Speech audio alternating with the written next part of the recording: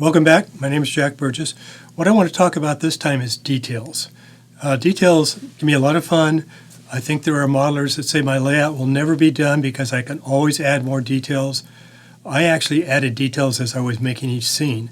But what I want to do today is take you around and show you some details, and more importantly, a majority of the details I have are from prototype photos. I have 3,700 prototype photos of this railroad, and it includes the standard lots of locomotive shots, freight cars, guys that took pictures on a couple of the fan trips, but I also have guys that just took pictures of things. And over time, I've been using those photos to replicate the details on the layout. So let's start with a few of those. Okay, I'm going to start here. This is the SP portion of Merced. You guys have never seen this. I'm not real happy with the way it turned out, which is why you haven't seen it. But I want to start with a scene down here that I don't have a prototype photo for, but it's important to me. These two guys right here, the guy taking a picture is Will Whitaker. He was a really good photographer, and he lived across the bay from San Francisco, took the ferry in. He never learned to drive, so he would go on railfan trips or whatever, and somebody had to drive him. He actually came and railfanned the Yosemite Valley Railroad in July 1940. He took some really good photos. This is one of them. This photo shows a train coming into Briceburg, and you can see that it's an extra. It was a Sunday, and it's a log train. This was the kind of photo that he took. It was always good, always crisp, really, really good photographer. And he had thousands of photos. And he was taking photos of freight cars way back in the 30s and 40s when no one else was. People at that time wanted pictures of locomotives. And he took side views. And so when the movement to model better freight cars started back in the 70s, his photos were just a treasure. So what I'm showing is he and a friend of his are here. He's taking a picture of this reefer car. And so, like I say, it's not a prototype scene. He was not there in 1939, but I really enjoyed knowing the guy, and so this is kind of a tribute to him. So this is just up the street from the previous scene. I added this guy a long time ago, partly because I had the figure. But if you're going to do that, you need to do a little bit of research.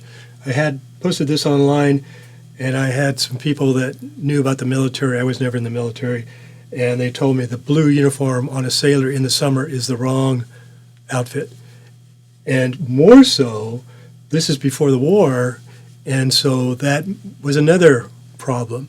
I corrected it the first time, but then when the guys started pulling out rule books from the 30s on proper dress for sailors, I gave up.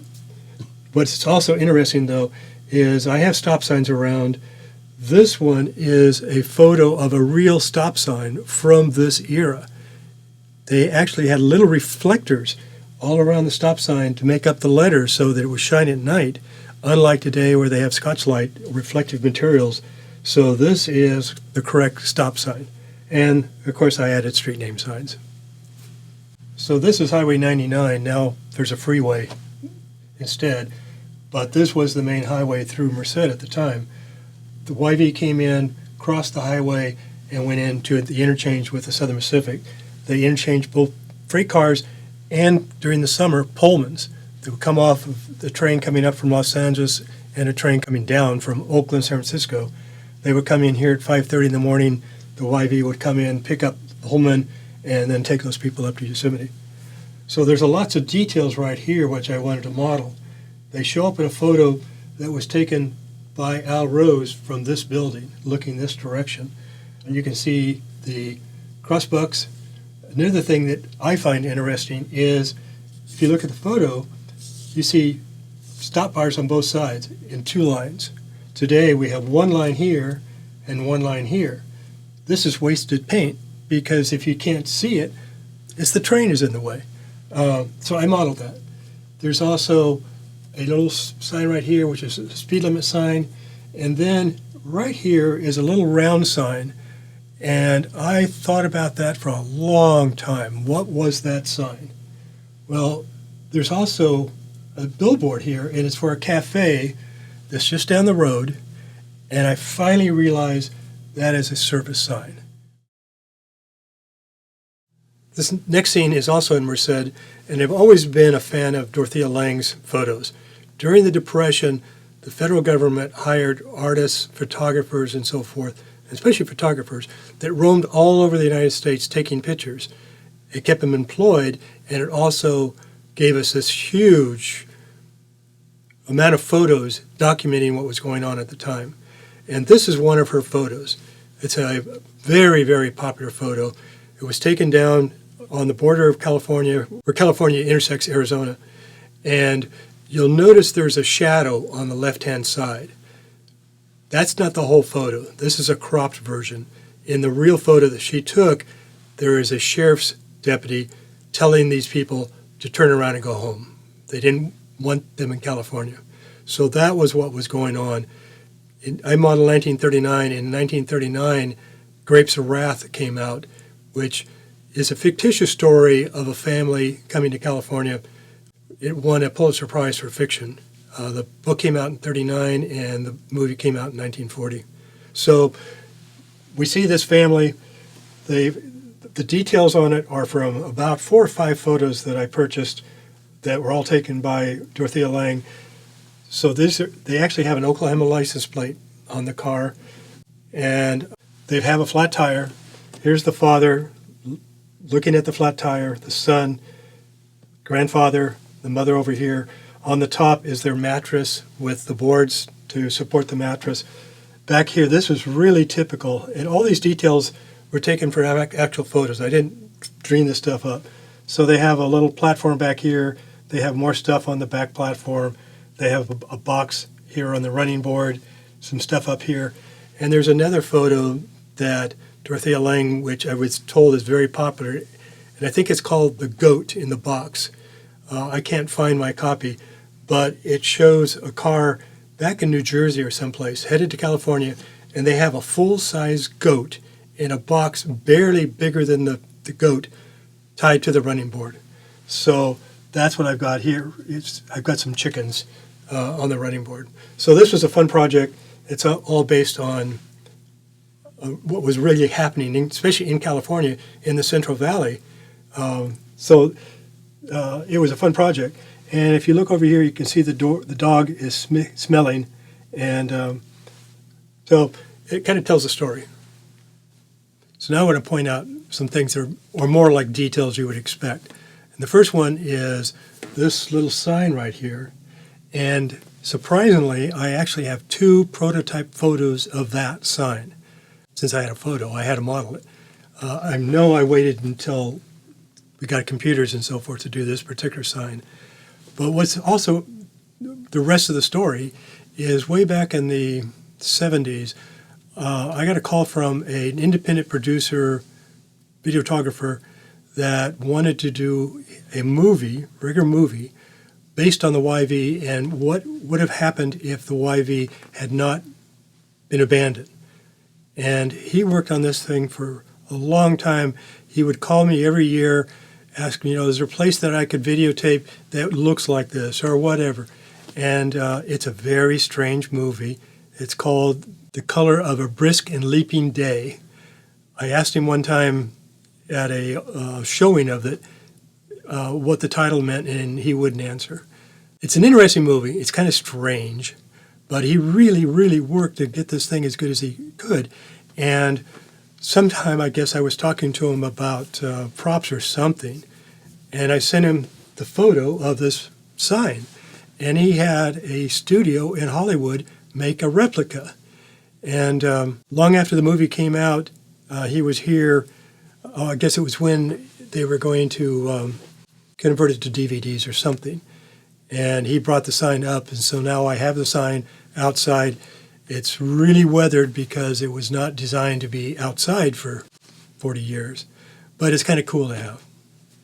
For a long time, I stared at this photo and could not figure out why they had ladders behind this particular building. It took me literally a couple decades, I finally realized they're not really ladders, they're like scaffolding, because this building was the carpenter shop. And if they had to repair something on a boxcar high up, they put a couple ladders, put boards across it, and were able to take care of it. Another detail from a prototype photo, this particular photo, is this little pile of stuff right here. I don't know what it's there. It looks like some wire and so forth, but it's texture. So when you look around, things look right because there's an even amount of texture everywhere. I got hold of this photo probably several decades ago. It was taken by Ted Worm, and in studying it, one of the things that I noticed were these two posts that I modeled, but you'll notice in the photo the building isn't there. It only occurred to me a long time later that this building had been scrapped by that time. Ted Worm was there in 1946. The posts were still there. So when I finally got the building built, it fit right between the posts, just like it's supposed to. And those posts were to keep the doors from swinging out too far. So that was the paint shop. This is the roundhouse and turntable area. And you'll notice these wheel sets. And what they did is they have two rails so that the wheel sets are interlaced. And so you can get a lot more wheel sets in the same amount of area. And this particular photo shows a portion of that, but that was very, very easy to do. You want to make sure you use scale wheel sets like Tishy's and not the wheel sets off of boxcars and freight cars. These are to scale. They have the bearings and so forth, and the wheels are the correct thickness. So you end up with a very, very simple project that looks right because everything's to scale. So this is an interesting detail. Also, I got off a prototype photo. What it was designed to do is to be able to pull a locomotive out of the roundhouse that was not steamed up in case of a fire. The roundhouse was burned up in a fire in 1915. That one was a wood building. This is all metal, so it's not going to burn down, but I guess they still were concerned about that. So there is some pulleys right here. There's a steam winch. There's the winch itself, getting steam from the roundhouse. So if there was an engine they had to get out and there was no other way to do it, they could take a cable and pull it onto the turntable and get it out of there. So a very simple detail to build, but an interesting one. Over here is a pile of stuff that looks like garbage, but it's not really. And there's a prototype photo to prove that. It was stuff that they were setting aside. They didn't want to throw it away. And I don't think they threw many things away. I've seen on the Sierra Railroad where they had a rack that was just for fire tubes out of boilers that maybe someday they would find a use for. So this was an easy detail to build, but it also kind of fills in this area, gives a little more things going on. All this stuff here is because the crane, which usually sits right here, photos show this stuff next to the crane. So this photo is an Al Rose photo. I think it's a great photo. The first time I saw it, I was blown away. He's looking straight down the turntable lead, and there's a lot of details that are visible in the photo that I modeled. One of the most obvious ones are the wheel sets that are leaning up against the buildings and the storage building at the end. Again, these are Tishy wheel sets. I really rusted these up because I think they were sets that were either headed to be returned or something, but it calls your attention to them. So now we're into the section of the layout which is double-decked. This particular photo was taken by Al Rose from a caboose, as you can tell from the photo, and he took a picture of this sign, which is readable. It says ATSF Railroad Crossing, 1 mile. So this is where the YV and the Santa Fe had a diamond and crossed each other. So again, a very simple detail, but it helps kind of fill this area in. Okay, this is Bellevue Road. The ranch right here was the Bellevue Ranch. It was that ranch. The railroad went right through this area. And this was a situation or an opportunity to do a lot of signs. The first one I want to talk about is the crossbuck sign. Here's a prototype photo of a YV crossbuck sign. And you notice that the railroad name is down the front of it. Actually, what I did also is the milepost number is on the side. But does this look kind of strange? There's only one crossbuck sign, and it's on the wrong side of the road. What they did on these low volume crossings is they would have one sign, so if you were coming this direction, you would see it. If you're coming this direction, it would be on your side. If you can't see it, there's a train in the way. So they're saving money and getting the job done. Of course, we would never do that today. Someone would say, oh, I didn't see the sign, whatever. So over here is a whistle post sign. You can see from this prototype photo that when I saw it, Al Rose showed it to me several decades ago when I would go down there and he would show me all of his slides.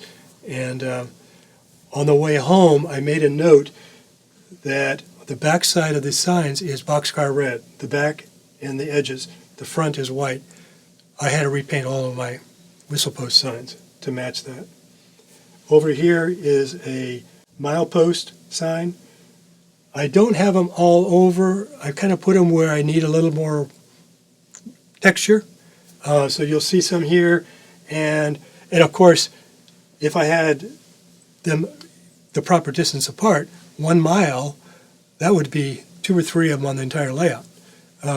So I have them where this was close to milepost 3, and so the sign is there.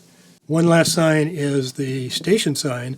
There was no station here, but there was a sign. So every place on the timetable had a sign in real life. And fortunately, I have one of these signs, which is this one, which is the Kittredge sign. So now we're into Merced Falls, and one detail I'd like to share is this photo showing the Merced Falls station, and you can see there's a velocipede up against the wall. And I have several photos, one of which shows a handcar and a velocipede, others show just the velocipede. And that, I'm not sure why it was there. Maybe the station agent needed to have to go someplace every day or something, I don't know. But after the railroad was abandoned, a person in Snelling purchased both the handcar and the velocipede. And this picture shows him with the restored handcar. A couple decades ago, I got a phone call from a guy who went by this person's house and noticed both the velocipede and the handcar in the front yard in very poor condition. He talked to him, and he was able to either buy them or be given both of them.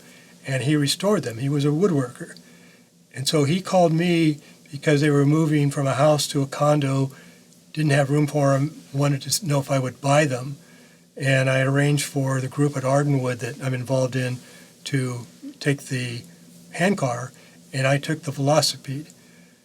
I mentioned he was a woodworker. He was not a railroader. And so instead of dug fir, he used oak for the whole thing. He replaced all the wood on the velocipede with oak, which means it's really heavy. These were supposed to be, well, they were designed to be operated by one person. It's kind of like a handcar. You use your feet and use your arms to get yourself down the track. And they were typically used by people that were investigating the telephone lines, things like that. They had to be able to get off the track when a train was going to be coming by. So they had to be able to do it by themselves, didn't take too many tools, so forth. The other problem he had with the velocipede is he put the outrigger on the wrong side. As you see the photo of mine, it's on the right-hand side. The outrigger was always on the left-hand side. That's bad enough. But he also didn't know about track gauge. So instead of making it 4 feet 8.5 inches, it's some oddball. The length of the lumber he had to make the outrigger, I think. So I need to take it apart, clean it up, get it repainted, build a new outrigger, put the outrigger on the other side, which also means that the gears and so forth are on the wrong side. So all the gears need to be turned around. So I think I paid $1,000 for it, sight unseen. I think I could have negotiated a much cheaper deal if I had known all the problems. So now we're at Tunnel 1. The YV had 4 tunnels that were built during the early 20s to allow for the construction of a dam on the Merced River. So they ended up with some high bridges and so forth. plus these tunnels. I built this tunnel a long, long, long time ago. I made a pattern out of wood or forms out of wood, cast it out of plaster. The only thing I wasn't able to do was to get the casting date, 1925, which was the year it was built. I was able to get the number of the tunnel 1, because that's simple. It's just a 1. So that is actually sticks out.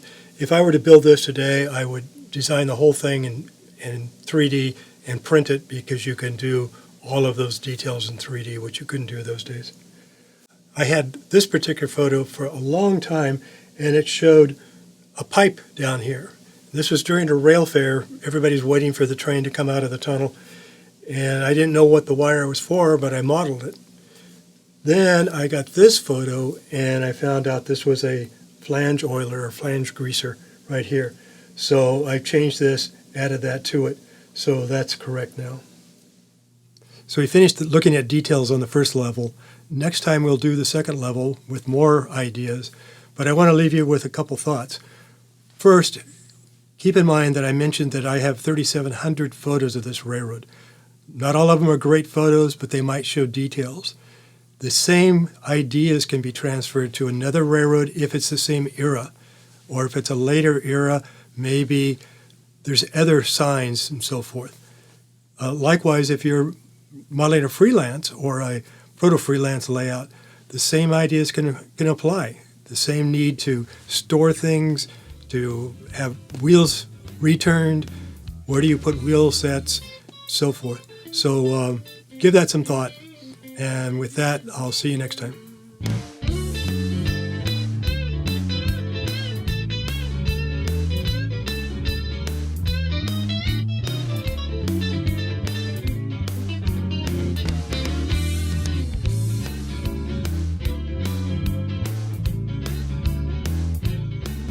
Okay, ready Usually for we it. don't deteriorate until after lunch. Oh, I guess it was early today.